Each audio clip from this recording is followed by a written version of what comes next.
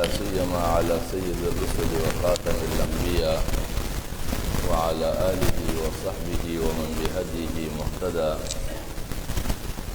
أما بعد فأعوذ بالله من الشيطان الرجيم. بسم الله الرحمن الرحيم.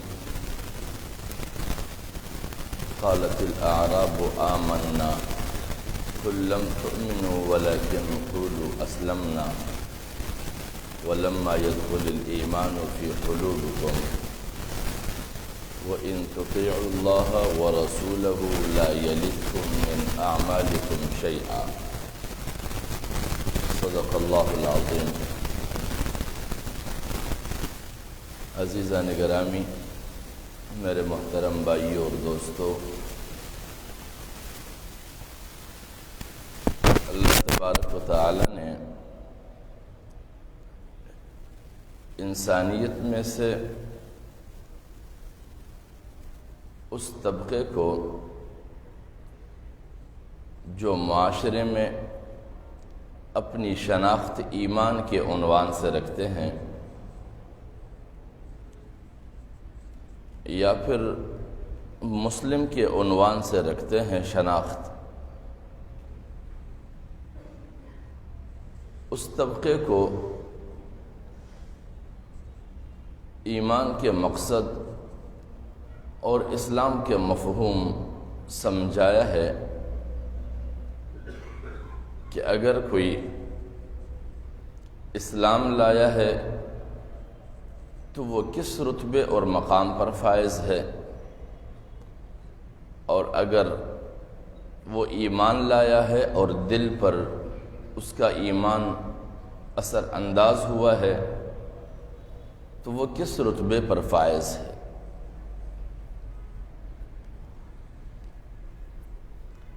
لہذا اس پہچان حاصل کرنے کے لیے یہ لازمی ہے کہ اللہ تبارک و تعالی کے نازل کردہ قرآن کی اس آیت کو پیش نظر رکھا جائے، اور اس آیت میں باقاعدہ مثال بتایا ہے کہ قالت الاعراب آمنا، کہ دیہاتیوں نے کہا آمنا، ہم ایمان لائے ہیں، لیکن اللہ رب العزت نے حضور نبی اکرم صلی اللہ علیہ وسلم کو فرمایا کہ ان سے کہہ دیجئے قل لم تؤمنوا، کہ تم لوگ ایمان نہیں لائے ہو، ولیکن قولوا اسلمنا، بلکہ تم یوں کہو کہ ہم مطیع ہوئے، یعنی ہم فرمانبردار ہوئے ہیں۔ اب فرمانبرداری کے دو مرحلے ہیں، ایک یہ ہے کہ انسان اس بات کا اقرار کرے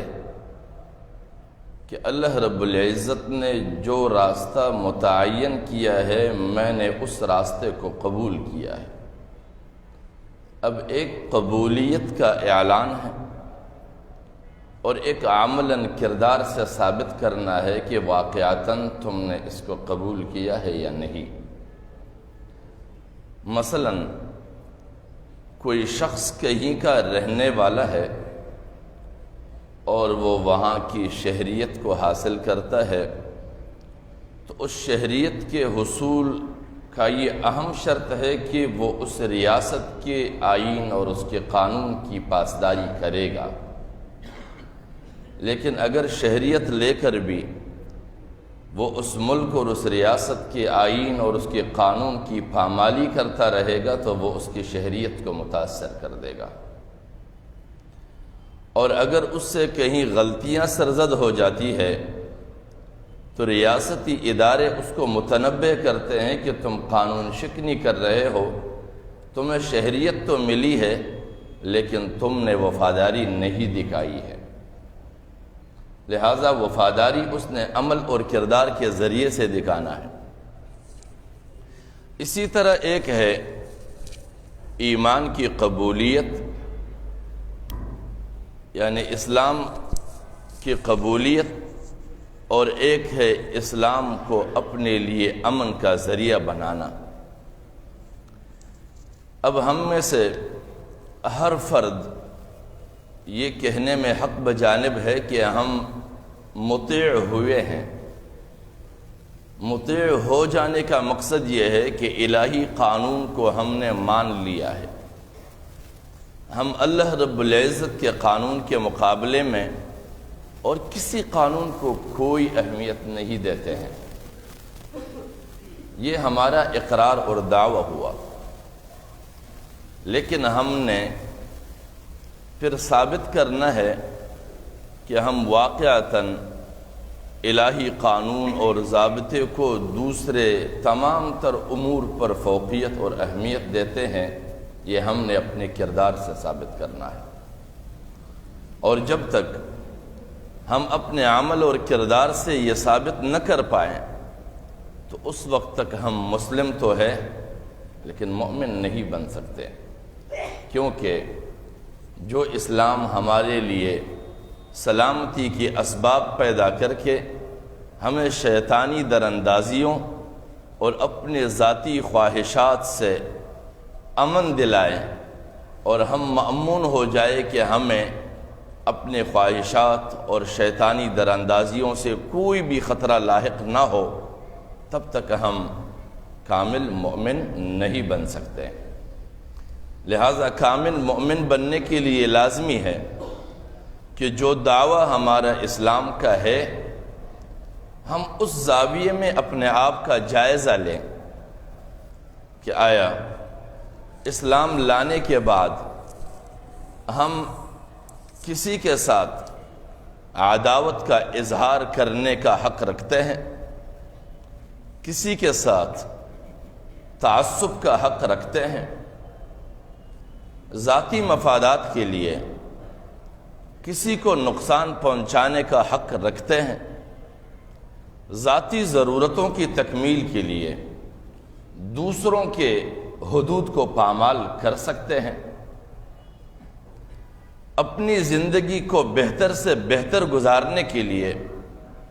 دوسروں کی زندگی کے بہتری کے اسباب کو ہم درہم برہم کر سکتے ہیں۔ تو جب ہم اس طرح کا جائزہ لیں گے تو ہم پر یہ واضح ہوگا کہ ہمیں ایسے کسی بھی دائرے کو پامال کرنے کا کوئی حق حاصل نہیں ہے، اور پھر ہمیں ایک اور زاویے سے جائزہ لینا ہوگا کہ کیا ہم اسلام کے دعوے دار ہو کر اسلام کے دعوے دار ہو جانے کے بعد جو ضابطہ اور قانون ہم پر لاگو ہوتا ہے اس ضابطے اور قانون میں ہم کس حد تک ضابطہ اور قانون شکنی کر رہے ہیں؟ آیا ہم نے اپنی ضرورت کے حصول کے لیے کسی اور کی ضروریات کے حدود کو پامال کیا ہے یا نہیں؟ ہم نے اپنی مفاد کے خاطر کسی اور کے مفادات کو نقصان پہنچایا ہے یا نہیں؟ ہم نے اپنے مقصد کے حصول کے لیے دوسروں پر کیچڑ اچھالا ہے کہ نہیں؟ ہم نے اپنے آپ کو محفوظ رکھنے کے لیے دوسروں پر ظلم اور ستم کے دروازے کھولے ہیں کہ نہیں؟ ہم نے خود اپنے کاروبار کو منافع بخش بنانے کے لیے دوسروں کو نقصان پہنچایا ہے یا نہیں؟ ہم نے زیادہ سے زیادہ نفع حاصل کرنے کے لیے اور اس نفع کو محفوظ بنانے کے لیے کھرے اور کھوٹے کے درمیان کبھی تمیز کیا ہے؟ کبھی سچ بولنے کی کوشش کی ہے یا جھوٹ کا سہارا لیتے رہے ہیں؟ اگر ہم تمام تر ان غلط کاریوں میں مبتلا ہیں تو پھر ہم صرف یہ کہنے میں تو حق بجانب ہے کہ ہم اسلام لائے ہیں لیکن مومن ابھی تک بن نہیں سکے ہیں، کیونکہ اللہ رب العزت فرماتے ہیں الشیطان یعدکم الفقر ویأمرکم بالفحشاء، کہ شیطان نے اپنا مشن یہ بنا رکھا ہے کہ وہ لوگوں کے اندر ان کے ذہنوں میں یہ وہم پیدا کرتے ہیں کہ وہ فقر کے جانب اسے ہمیشہ حساسیت دلاتے ہیں کہ اگر تم نے جھوٹ نہیں بولا، تم نے فراڈ نہیں کھیلا، تم نے ظلم نہیں کیا، تم نے زیادتی نہیں کی، تم نے دوسروں کے حدود میں مداخلت نہیں کی، تم نے دوسروں کے حق چھیننے کے لیے اسباب پیدا نہیں کیے، تم بھوکے مر جاؤ گے۔ الشیطان یعدکم الفقر۔ اور یہ بھی ایک واضح ہے، عربی کا ایک قانون ہے کہ جہاں پر کسی بھی نام پر الف لام داخل ہو جائے تو وہاں پر ایک معین ترین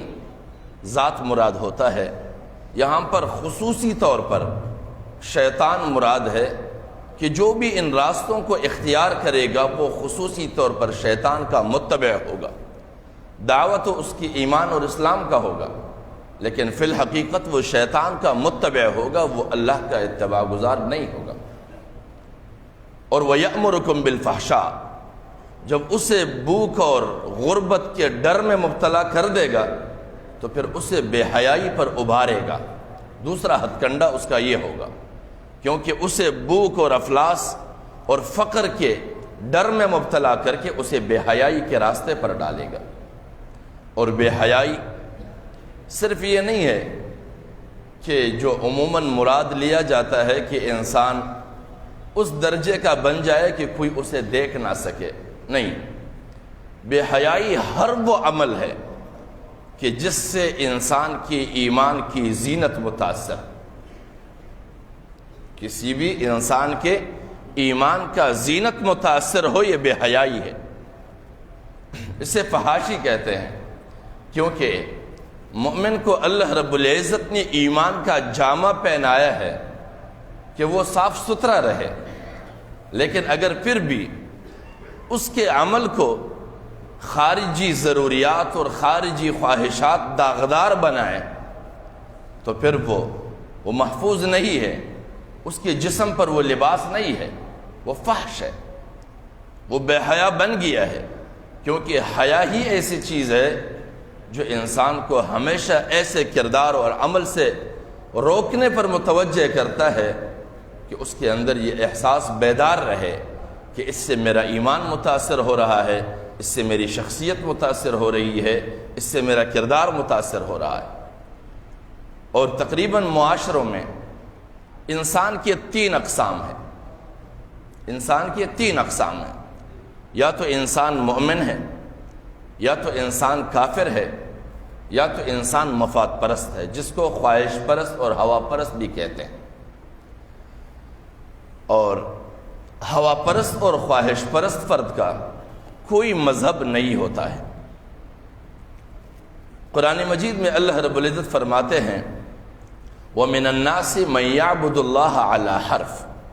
کہ انسانوں میں سے ایک طبقہ ایسے ہیں جو اللہ رب العزت کی بندگی ایمان کی بالکل آخری کنارے پر کرتے ہیں۔ فَإِنْ أَصَابَتْهُ خَيْرٌ انقلب عَلَى وَجْهِهِ وَإِنْ أَصَابَتْهُ فِتْنَةٌ انقلب عَلَى وَجْهِهِ خَسِرَ الدُّنْيَا وَالْآخِرَةَ۔ اگر اس کو کہیں پر ایمان کے دائرے کے اندر خیر دکھائی دے تو پھر وہ اسی جگہ کو اپنے لیے اس وقت تک بہتر سمجھتا ہے جب تک کہ اسے اپنا وقتی ضرورت پورا ہوتا دکھائی دے، لیکن اگر اسے ایمان کے پیچھے والے کنارے میں کوئی مفاد اور مقصد دکھائی دے تو پھر وہ ایک پیر تو اس کا ہوتا ہی کنارے پر ہے، ایک پیر اس کا لٹک رہا ہوتا ہے، جدھر وہ خیر پاتا ہے اس پیر کو آگے کر دیتا ہے، وہ ایک اسی کنارے پر پڑا رہتا ہے۔ اور اگر اسے پچھلے لین میں اس کی نگاہ میں فائدہ نظر آتا ہے تو وہ پیر واپس پیچھے رکھ دیتا ہے۔ اگر کوئی اسے پکڑے کہ تم کیا کرتے ہو، یہ کیسے مومن ہو، تو وہ کہتا ہے یار میرا پیر ایک تو ایمان پر ہے، اگلا بھی آگے بڑھا دوں گا۔ لیکن اگر کوئی اس کے مفاد کو متاثر کرنے والے پچھلے لین کا بندہ کہے کہ آپ کا پیر تو ایمان میں ہے، یہاں ہمارے ساتھ کیا کر رہے ہو، کہہ رہے یار ایک پیر تو یہاں ہے وہ بھی آ جائے گا، اس شخص کو ہوا پرست کہتے ہیں، اس کو مفاد پرست کہتے ہیں۔ اور ایسا شخص نہ مومن کہلاتا ہے نہ کافر کہلاتا ہے۔ بنیادی طور پر اس کے لیے موزون ترین نام اسلام کے اندر منافق ہے، اور منافق یہ نفق سے ہے۔ نفق اس غار کو کہتے ہیں کہ جس کا منہ دونوں طرف کھلا رہے، جس کا رخ دونوں طرف کھلا رہے پیپ کی طرح، اگر اس کو وہاں سے خطرہ لاحق ہو تو ادھر بھاگے، اور ادھر سے کوئی خطرہ لاحق ہو تو ادھر بھاگے۔ اس شخص کو منافق کہتے ہیں۔ اور مومن وہ ہے کہ جو یکسو ہو کر ایک ہی نہج پر کھڑا رہے، ایک رخ پر چلتا رہے، اس کے ذہن کی بنیاد پر اس کے لیے کوئی چیز خیر نظر آئے تو بھی وہ اسے اپنے نگاہ پر نہیں بلکہ حکم شرعی کی بنیاد پر پرکھے گا۔ اگر اسے کوئی شر دکھائی دے گا اس کی عقل کی بنیاد پر تو وہ عقل پر نہیں، وہ شریعت پر پرکھے گا کہ میرے لیے خیر ہے کہ نہیں، کیونکہ قرآن مجید میں ہے عَسَىٰ أَن تَكْرَهُوا شَيْئًا وَهُوَ خَيْرٌ لَكُمْ، ممکن ہے ایسا ہو کہ تمہارا گمان تمہیں یہ دکھائی دے کہ کوئی شے تمہارے لیے خیر ہے لیکن وہ تمہارے لیے شر بنے۔ عَسَىٰ أَن تَكْرَهُوا شَيْئًا وَهُوَ خَيْرٌ لَكُمْ، کسی چیز کو تم ناپسند کرنے لگو لیکن وہی تمہارے لیے خیر ہو۔ وَعَسَىٰ أَن تُحِبُّوا شَيْئًا وَهُوَ شَرٌ لَكُمْ، کسی چیز کو تم پسندیدہ سمجھو لیکن وہی تمہارے لیے شر کا باعث بنے۔ لہٰذا اسی لیے انسانی عقل کے لیے گنجائش نہیں ہے کہ وہ صرف عقل کی بنیاد پر اپنے لیے خیر اور شر کا تمیز کرے، بلکہ اس ضابطے کو اپنے لیے بنیاد بنائے جو ضابطہ اللہ نے مقرر کیا ہے۔ اور تیسرا طبقہ کافر ہے جو محض اللہ کے وجود اور اس کے ذات کے اور اس کے ضابطے کا انکار کرتے ہیں، لیکن وہ کافر بھی اپنے لیے ایک ضابطہ رکھتا ہے، اور وہ ضابطہ یہ ہے کہ وہ جھوٹ نہیں بولے گا، کیونکہ جھوٹ اس کے شخصیت کو متاثر کرے گا۔ وہ دھوکہ نہیں دے گا، کیونکہ دھوکہ اس کی زندگی کے کاروباری دنیا کو متاثر کرے گا۔ وہ اپنے اعتماد اور اعتبار کو بحال رکھنے کی کوشش کرے گا۔ کئی سارے ہمارے مسلمان حضرات جو باہر یورپی دنیا میں جاتے ہیں اور وہ آتے ہیں تو اپنا تجربات بتاتے ہیں کہ وہاں پر ہم نے اسلام دیکھا لیکن مومن نہیں دیکھے، یہاں پر ہم مومن دیکھتے ہیں لیکن اسلام دکھائی نہیں دیتا۔ وجہ کیا ہے کہ ہمیں ایمان کا دعویٰ تو ہے لیکن کردار میں اسلام کہیں دکھائی نہیں دے گا۔ لیکن وہاں پر انصاف کا زاویہ ہے، انسانوں کے درمیان باہمی ربط اور تعلق کے لیے ایک قانون اور ایک ضابطہ متعین ہے، لیکن ایمان نہیں ہے۔ لہٰذا جب اسلام اور ایمان دونوں کا تکمیل ہو تو پھر اس انسان کے لیے اللہ کی یہاں باقاعدہ ایک رتبہ اور ایک مقام ہے۔ لیکن جب یہ دونوں چیز ایک ساتھ نہ ہو تو دعویٰ ہے، نام ہے، لیکن نتیجہ نہیں ہوگا۔ اور پچھلی امتوں کی تباہیاں بھی اسی لیے ہوئی ہے کہ ان کا دعویٰ یہ تھا کہ لن يدخل الجنت الا من كان هودا او نصارا، جنت میں سوائے یہودیوں کے اور نصرانیوں کے اور کوئی داخل نہیں ہوگا۔ لیکن اس دعوے پر کچھ منتج نہیں ہوا۔ اللہ رب العزت نے انہیں واضح کر دیا کہ آپ ثابت کریں کون سی دلیل تمہارے پاس ہے کہ تم اس بنیاد پر جنت میں جا سکتے ہو جو صرف اور صرف دعویٰ ہے۔ اور اللہ رب العزت نے باقاعدہ واضح الفاظ میں فرمایا کہ یہ تمہارے گمان ہو سکتے ہیں لیکن حقیقت نہیں ہے۔ لہٰذا وہی چیزیں جو پچھلے امتوں میں بیماریاں بن کر آئی تھی، اب وہی بیماریاں لوٹ کر ہم میں آ رہی ہے۔ اللہ کریم ہمیں توفیق بخشے کہ ہم نفاق کے دائرے سے نکل کر واقعتاً پورے ایمان کے دائرے میں داخل ہوں، تاکہ ہمارے اندر اسلام کا وہ دعویٰ جو ہم رکھتے ہیں وہ ایمان کے ذریعے ہم ثابت کر سکے۔ لیکن ایسا نہ ہو کہ ہم اسلام کے دعوے رکھتے رہیں لیکن آخر تک وہ وقت جب ہم پر موت طاری ہو، ایمان سے ہم خالی رہے، تو ہماری اس زندگی کا کوئی فائدہ نہیں ہے۔ اللہ کریم ہمیں توفیق بخشے کہ ہم اسلام کے ساتھ ایمان کا اس بات بھی پیش کر سکیں۔ وآخر دعوانا ان الحمدللہ رب العالمین۔